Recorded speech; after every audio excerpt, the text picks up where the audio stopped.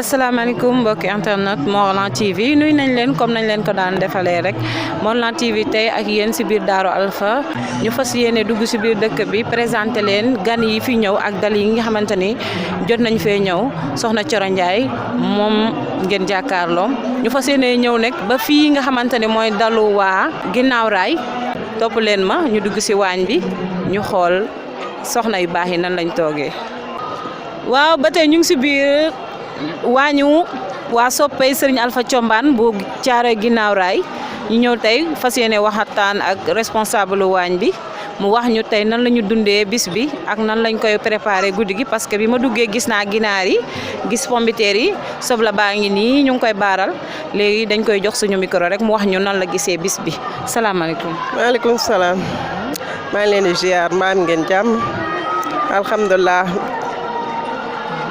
tey ji bis bi nga xamante ni mooy bisu Serigne Alpha Thiombane ngeen ñëw fi tey def délégation def seen hôtesse bu rafet bi macha allah est-ce que mën ngeen ñu wax nan ngeen dundee bis bi ak waañ bi nu mu demee métti yeeg neex yi daal. waaw mbégte rek am ci kontaante bu baax a baax si bisu maam Alpha Thiombane lépp lu fi waay def rek macha allah waaw am nañu yéenam daal waaw bis bi moom ñor nañu lool. waaw ngeen jógee ba ginnaaw raay. ñëw fii. ci biir dëkk bi. nan ngeen gisee waa dëkk bi ak niñ leen yaatalee. waaw wax dëgg fa yàlla waa dëkk bi moom accueillir nañu normalement surtout kër gi ñu nekk nii macha allah dara manqué wu fi wax dëgg fa yàlla du ndox du toilette du moom daal macha allah daal.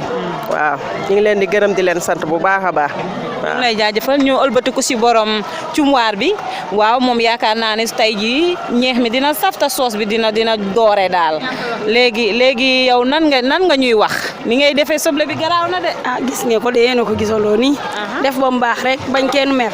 ndax taalibe Sëñ Alpha moom kenn mënu koo fay. Sëñ Alpha moom lim ñu defal mënuñu koo fay yàlla rek lañ koy baalee. waaw yàlla mën a fay yàlla na ko yàlla fay. wax gan yi nga xam ne ñëw nañ tey. waaw kontaan nañ ci gan yi nag kontaan nañ ci gan yi bu baax a baax.